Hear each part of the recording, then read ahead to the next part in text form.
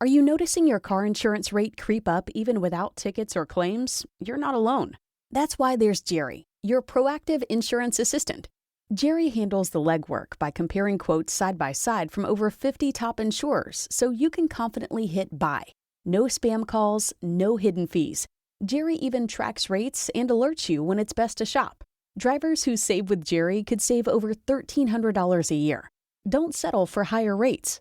Download the Jerry app or visit jerry.ai/libsyn today. That's jerry.ai/libsyn.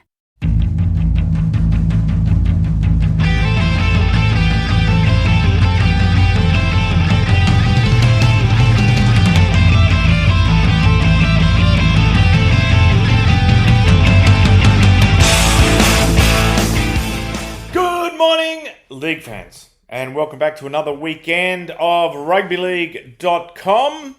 We've just switched over from the rock format. My name's Steve Mascord, and there is an NRL game coming up in the next hour after this program finishes. It is Manly taking on South Sydney at Four Pines Park, and we'll have all the news from that game. And also a very special guest this hour. It is the GM of football at the PNG Chiefs, Michael Chammas. We're going to talk about recruitment and switching from journalism. He used to do my job over to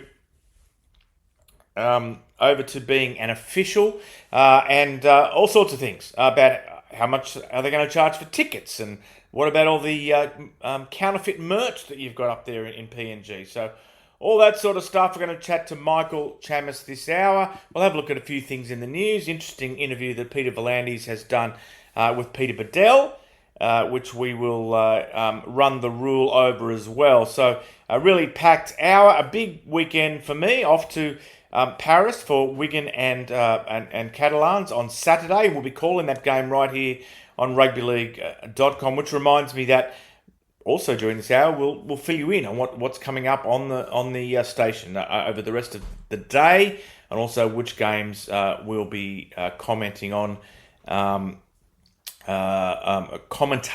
calling. Sorry, it's early for me anyway. Up late working last night. Commentating on this weekend. Now, as is customary here on RUGBYLEAGUE.com, where too much league isn't enough, and particularly on this program, we go through Rugby League birthdays today. It is June 4, and it's not Joey Bush, who was one of the mainstays of Rugby League in the early days of the game, born in 1907 on this day, and played for Australia, played for the Roosters, and also for Balmain. Joey Bush. Who else have we got here? Steve Neen, big tough prop, played for Cronulla and Illawarra. Only played one game for Illawarra, played one game for New South Wales, and also went on tour with the Kangaroos. He's 73 today. Graham Buckley, great St George player, who also had a stint with Illawarra, and I didn't realise until I checked this that he died in 2016, born in 1957. Tommy Martin, the St Helens halfback, 55 today, also played at Lee and Oldham and represented Ireland. Happy birthday to Tommy Martin. Chris Thayer, who went on to be an official in rugby league at the European Federation level. He played for Highfield, Blackpool, London, Rochdale, Mayfield.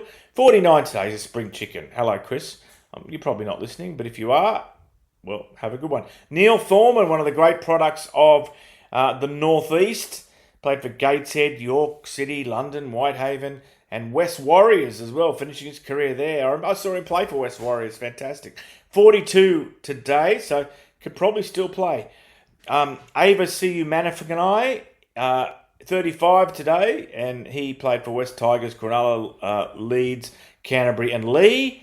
Who else can we throw? We can't go through them all, you know. In the women's game, Sinead Peach from York.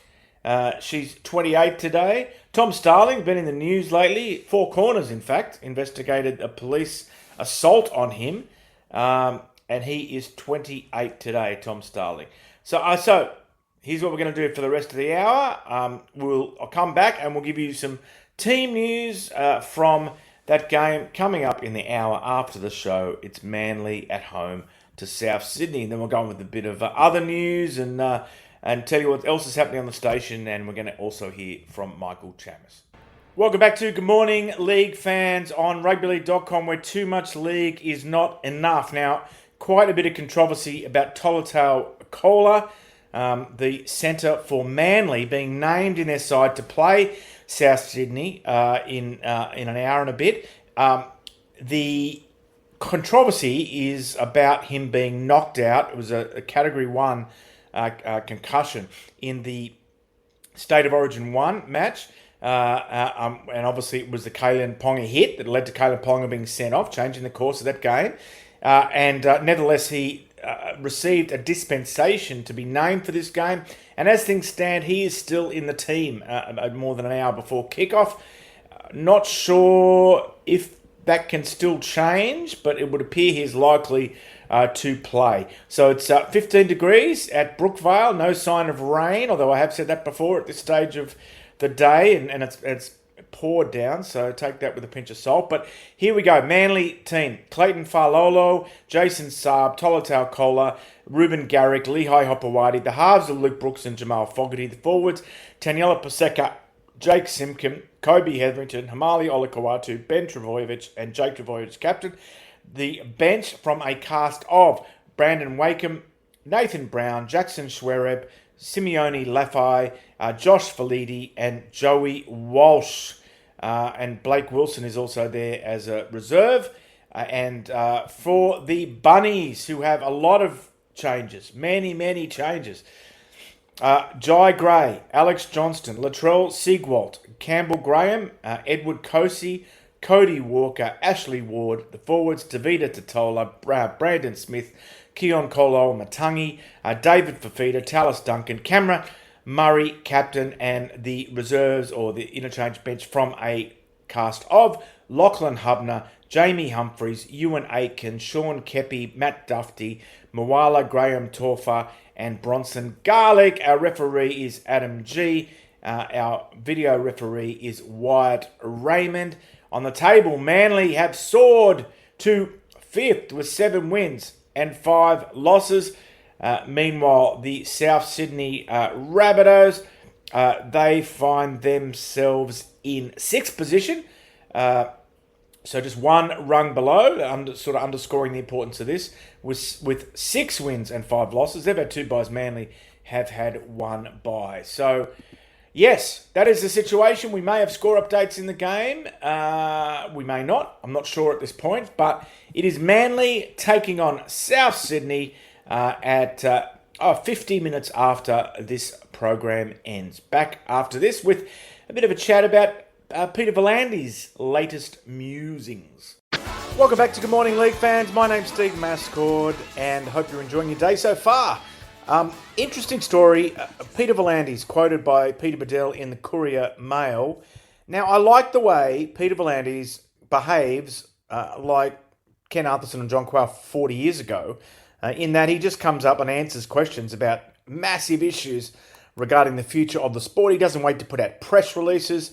Now, you might argue that he talks to media partners, News Limited and Nine, and that therefore there is some sort of transaction taking place. But my experience of both of them, both him and his outgoing CEO, Andrew Abdo, when they were over here, was that I'm not connected to either of the major media rights holders, and they were great with me, giving me plenty of angles and answered and gave me enough with every question I asked. I wouldn't say they answered every question with 100% candidness, because they can't, but I thought they were great. Anyway, so Peter Bedell and Peter V'landys, the main thing out of the interview is that one of the candidates for the media rights wants a 20-team competition as soon as 2029. He wouldn't name who that was. Most people think it would be... He ruled out a second Auckland team, which I think is absolutely ridiculous. Who could suggest that? Talk about killing the goose that laid the golden egg. So, but he said it would be in South, probably in Christchurch. he said that he stressed that it wasn't definitely happening, but because one of the rights holders wanted it, they would consider it. There are 3 Christchurch bids. There's also Ipswich. Another team in New Zealand would be ideal, as a direct quote.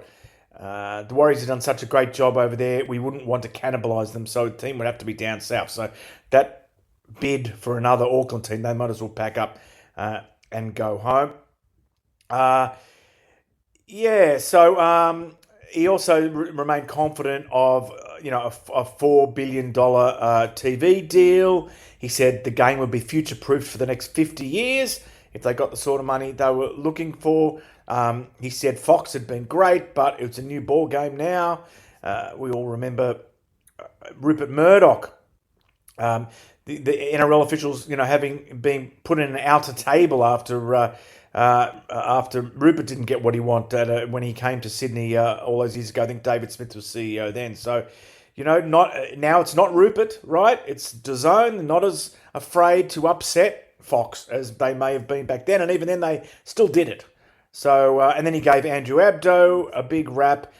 He talked about becoming the executive chairman, which would require a change of the constitution. That means he takes over from Andrew Abdo. Welcome back to Good Morning League fans. It is roughly 24 past the hour. Never sure when these songs are going to end. But anyway, now, another story that's kicking around, which I wanted to touch on. Cronulla Sharks. It's been widespread rumours that the Sharks are being kicked out of what is now called Ocean Protect Stadium, Endeavour Field, whatever you want to call it, next year. And it was on a podcast, and it's been spread on social media and taken as fact by a lot of people. The club has written to members, and here's what they've said. Firstly, relating to erroneous comments made on a podcast and the recent social media chatter which has followed, and due to concern shown by members, fans and corporate partners, we felt it necessary to address a statement made on a rugby league podcast yesterday on the future of games at Ocean Protect Stadium. The comments, which have since gained traction on social media channels and on chat groups, suggest the NRL is considering moving games away from Ocean Protect Stadium beginning next season. While we already knew this to be incorrect, further inquiries made to the NRL early this morning confirm there is no substance or truth to this commentary. It was disappointing that these baseless comments have caused concern to our partners, members and fans who enjoyed the game day experience at Ocean Protect Stadium. We do concede upgrades are certainly necessary moving forward, and we continue to work with the NRL and government in an effort to secure some necessary funding to make this happen. With the Sharks League Club at Woolooware nearing completion as the builders work towards an opening later this year, some of the current issues surrounding the capacity and fan comfort will be alleviated, and we look forward to not only this weekend's Monty Porter Cup match, but also to more games against the Dragons at Ocean Protect Stadium in the years to come. We thank you for the continued support and hope to see a full house at the big local derby clash on Sunday, which, contrary to reports, won't be the last time we host the Dragons at Ocean Protect Stadium. So there you go.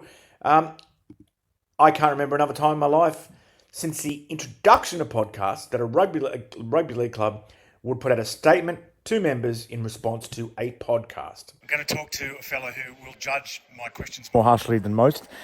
From the PNG Chiefs, Michael Chammas, you're on your way home. Tell us what you've been doing in the UK. Yeah, Mask, you've been here a couple of weeks, mate. Got over here, watched around the Super League, spent some time with the London Broncos boys. We've got 6 PNG boys playing under JD at the London Broncos at the moment. They're doing really well. Met with a lot of players, agents, just getting a feel for what it's like, but also, most importantly, spent some time with Willie Peters. We haven't had a chance to be face-to-face. A lot of late-night phone calls back in Sydney to Willie and trying to plan things, but you know what it's like, being able to sit there, myself and our recruitment manager, Leah Mayhew, sitting with Willie and nutting out what it is we want, what it is that makes the player that works for Willie's system, and start to progress forward now with that. And so you've got 3 players signed already. Will there be definitely sort of more to add from this trip, or just maybe? No, there will be. Well, we hope. We're in the process of doing that. So, we weren't just here for a bit of fun. It was definitely some business in there, and hopefully in the next few weeks to months you might be able to see the benefits of what we did over here. But there's a lot of talent here, and also we want to show that the young PNG boys, not only in the championship, but there are a lot of PNG players in the Super League as well, playing at League, playing around the Super League, that we want them to know that we're looking at them and that this team is Papua New Guinean's team, and we'd love to fill the team with Papua New Guineans, but first and foremost we need to be competitive. So there's a lot there for them to aspire to, and hopefully they can see that we're serious about that. Reece Martin's come on board as your footy manager. How did that come about? Is that a long-term project, or did it happen quite suddenly? Yeah, so that's another part of our trip. We spent some time with Reece and nutting out that arrangement. We've been speaking to him for a couple of months. He's been umming and ahhing around whether he wants to play on, and he's had a fantastic career in the NRL and over in the Super League for the bulk of it. So we wanted to have a chat with him about what the future could look like, and he just had made the decision that his time, it was done. He was ready to hang up the boots, and then working out what it looks like going forward. And in his role, he'll move to Papua New Guinea next year. He'll start to get things organised for us around the operational side of things with the football team, the logistics side of it, and start to make plans so that when we arrive in October for pre-season and we all move into the village, the football department is all set up and running. So Reece is huge for us. We're really, really excited that he's coming. He'll get to finish his career with a World Cup on home soil, which is pretty special for him. And yeah, it's great for the country of PNG to have a Kumul's legend on board the Chiefs. The way you've been doing some of these, Connor Watson and Jerome Luai in particular, where they show up in New Guinea, they get photographed, they do they're on the TV, and then they go home and they say, I've signed. It's been kind of lauded as a PR masterstroke. Is it as structured and planned as it seems? We'd like to take the credit for it, but the reality is, and we know this, and we say this to the players, we won't be able to sign a player who doesn't go over to PNG. They have to see it for themselves, and we want them to see it for themselves because we want them to know what life is going to be like over there. Actually, in saying that, we did sign one who didn't go, but that one is Alex Johnston, who spent a large part of his life over in PNG. He's Papua New Guinean, so he didn't need to go and see it. He's experienced it over and over again for many years. But for Connor and for Jerome, it was important. It was important they take their partners so they can see what it's going to be like, because the big part for us is we have no issues with putting a competitive roster together. We believe that we will be competitive from year one. But what the future and the success of our club will hinge on the happiness of the partners and families. Because if they're not happy and partners and players are coming back to families who are unhappy, then what we do will fall apart. What since you've jumped the fence from the media to being an official, what's surprised you about it? Is because I think sometimes we get in arguments with people, and sometimes people shout at you or send an angry text. But most of the time, we see the best of people because they know if they know it's going to end up in the paper. So have people become more sort of unguarded? Have you seen the other side of people since you've become a club official? I think people still see me, or initially will see me as a journo. I've got a great relationship with Jerome Luai and know his family, but reality is for years I was a journo to them, and as good as that relationship is, you have to go to another level to be able to convince them and to believe in what you're doing. And I think that's going to take some time for people to see me as something that's not a journo. But yeah, I haven't felt too different, to be honest with you. I think I said to you earlier before we had this chat that I feel like I'm still doing the same job, just with a different role. Speaking to the same people, trying to find out the same things: who's off contract, who wants to leave, who's unhappy, but with a different outcome of actually executing it rather than writing about it. So, I think it'll take some time for people to adjust, but that's okay. And the other thing I was going to ask you was, in the 2 weeks you've been over here, have you formed an opinion on the sort of maybe the challenges Super League is going to have to hold on to players when there's 2 new clubs coming into the NRL? Is it going to be a huge challenge for the British game? Yeah, I think from an NRL perspective, naturally with 2 new teams coming in, you're looking outside the square for options. And you can see with what the Perth Bears have done, they've signed a handful of England players. So, Yeah, I think, but there's also an opportunity then for the game as a whole to partner with the Super League and the NRL to have some sort of arrangement where it's in everyone's best interest to go to another level. That I think the Super League recognise that it can be a benefit, and if you have players aspiring to get that level, then you get the better quality players coming through. And I don't think it's a bad thing that the young English guys are aspirational. I think it just increased the standard of football over here because the standard needs to be higher to get there. And I think what I saw on the weekend was probably the worst possible round to go and watch Super League. There were a lot of big scorelines and one-sided affairs, which is not good for the game, you know that. So I think that the more the lower teams lift their standard, the better it is for the Super League, and maybe the NRL involvement will help that. Now, you talked about London Broncos, and their coach Jason Demetriou is saying that if we go up to Super League, we want to win it in 3 years. So, would you like to make any similar rash statements about what does success look like for the Chiefs? I already made a rash statement on day one. I was sitting there in Port Moresby with Prime Minister James Marape, and I was sitting next to him, and Prime Minister Marape said, we'll win a comp in 5 years, and I jokingly said, I just responded, don't worry, we'll do it in 3. And it got picked up by Australian media, and I copped a hammering for it. But I've got no issues with being aspirational. I've got no issues with setting high targets because this team is literally making the impossible possible. Like a team in Papua New Guinea, I'm tipping. You've been around the game a lot longer than I have, Maskey. I don't think you would ever just envisaged an NRL team in Papua New Guinea. So I'm not afraid for this country and this team to believe in the impossible. And we've made it clear we want to be competitive from the outset. But you asked me about what success looks like. I think success, as much, even if we do win premierships in our first 5 years, whatever it might be, at the end of the day, the success will be how many Papua New Guinean players are playing in 10 years' time. Are we still relying on tax-free incentives to keep the team alive, or are we developing our own players and then making up the majority of the NRL team, like the Warriors players in New Zealand? That's, to me, that'll be whether this thing is a success or not. Look, I know everyone, the first thing that people talk about is civil unrest and violence and stuff like that. But the other thing that I've heard a lot of people say, which I haven't heard answered, is the cost of a ticket, the cost of a season ticket, the cost of a ticket to a game when, the income's not very high in Port Moresby. So how's that going to work? Yeah, it's probably... I'm not looking after the financial side of the business, right? But I have a good understanding of what this model looks like, and it's a completely different model to any other NRL club.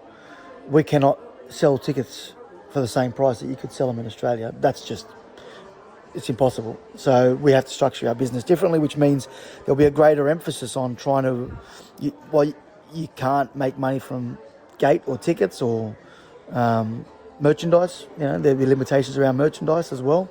But what we can do then is make up that shortfall with what we do in sponsorship. Because as you know, there are some really wealthy organisations in Papua New Guinea who are dying to be involved with the NRL team. So we have to set a higher benchmark than any other club around what we do with sponsorship to,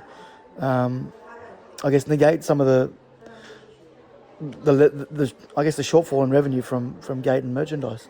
There's also a lot of piracy of merchandise up in New Guinea, having been there a couple of times, isn't there? And piracy of anything. I remember going up there and the centre spread from Rugby League Week was photocopied and put in the paper.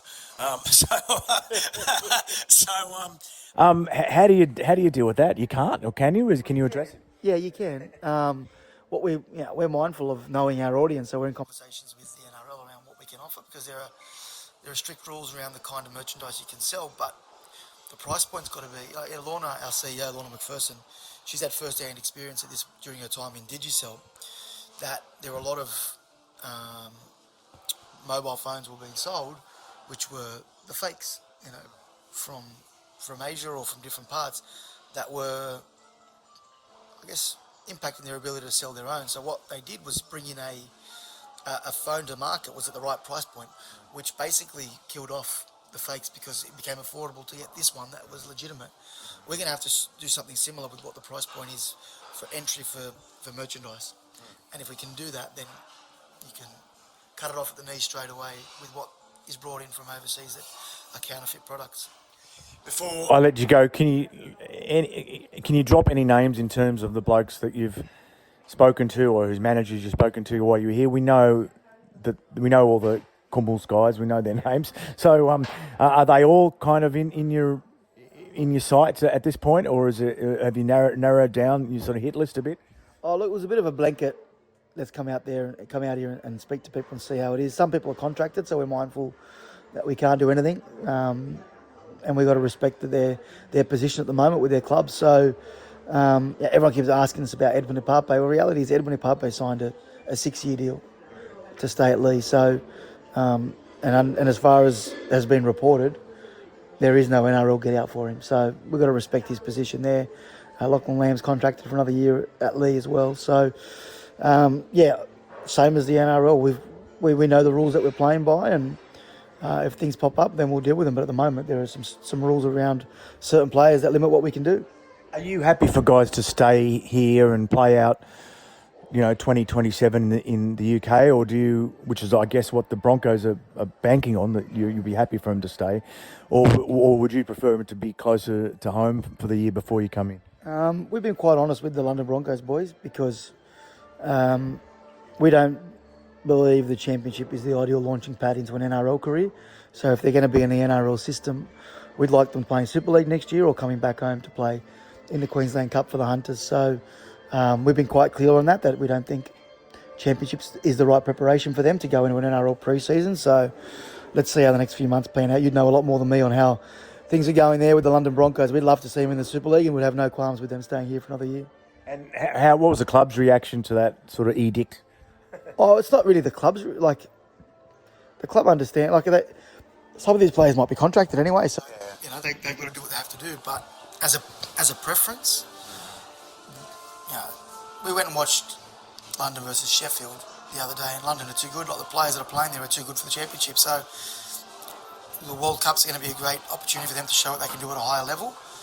But then going forward, I hope we don't have the problem, but I hope London are in the Super League and got no issues, but I think there is a concern there around what sort of preparation they will get playing another year at the championships, winning by 60 or 70 points. Thanks for joining us this morning on Good Morning League Fans. This is where I try to wrap up the show as quickly as possible. If you are listening on the radio, you can find this podcast finding the show as a podcast on your favourite podcast platform by searching WLF Kicks, which is kind of the overarching brand for the podcasts. If you are listening on the podcast now, don't forget this show goes out live. It goes out live on rugbyleague.com, which is a 24-hour rugby league radio station, and that is, as it says on the label, that's where you find it, rugbyleague.com. At 9 o'clock on Thursdays and Friday mornings UK time, and you can support the show by going to patreon.com/White Line Fever. Now, let's go through NRL games this weekend. We've already talked about the one coming up on the hour, in the hour after the show. Moving along to Friday, it's Canberra at home to the Roosters, and that is the only Friday. No, and the early game is Melbourne and Newcastle. Then the Raiders and the Roosters. On Saturday, we've got North Queensland up against the Dolphins, Brisbane up against the Titans, so double Queensland derby there. That's exciting. And then we move into Sunday. The early game is West Tigers meeting Penrith, and Cronulla and the Dragons, which we referred to a bit earlier in the show.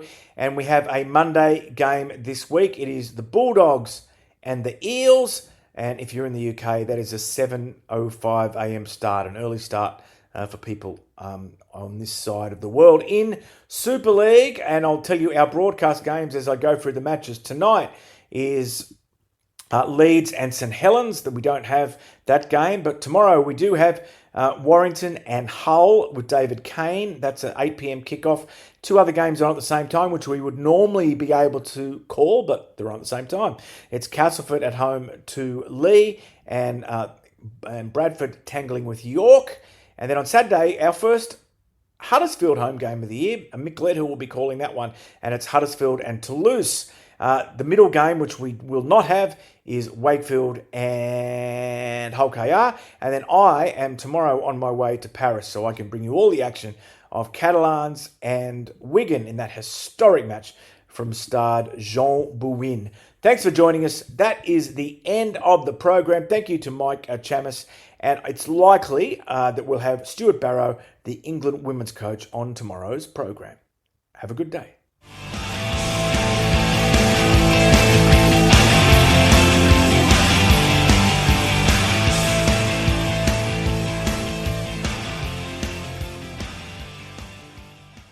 Being outside is good for us. It's that simple. And trails make it easy for us to walk, bike, and be active outside in our own backyards. On the trail, we see people moving, connecting with their communities, making the places where they live great. For 40 years, Rails to Trails Conservancy has led the way, creating trails across the country, making it safer and easier for everyone to get outside. They want you to get involved. Find your trail and start your journey today at railstotrails.org/iHeart and follow at Rails to Trails on social.